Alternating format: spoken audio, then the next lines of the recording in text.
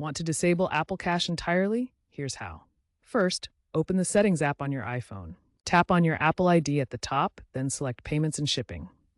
Next, tap Apple Cash. Now, toggle off the Apple Cash option and confirm your choice. This action effectively deletes your Apple Cash card and stops all future transactions. Alternatively, you can remove the card directly from the Wallet app.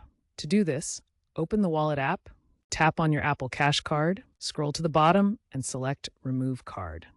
Keep in mind that removing the card will erase any remaining balance, so be sure to transfer those funds to your bank account beforehand. As of December 2025, this is the most direct way to fully deactivate Apple Cash. Remember, you'll need iOS 17.4 or later for these steps. If you're not ready to completely turn off Apple Cash, but want more control, you can disable Auto Reload and remove linked bank accounts. Auto Reload automatically adds funds to your Apple Cash card when the balance drops below a certain amount. To disable Auto Reload, open the Wallet app, tap on your Apple Cash card, then tap Auto Reload and toggle it off. You can also adjust the funding card or set a maximum reload limit from this menu. To remove a linked bank account, navigate to the Apple Cash card in the Wallet app, tap Manage Card, and then select Remove Bank.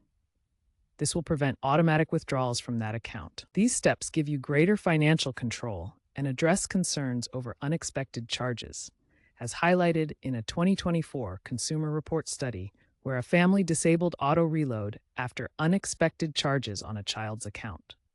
By managing these features, you can continue to use Apple Cash while maintaining tighter control over your spending.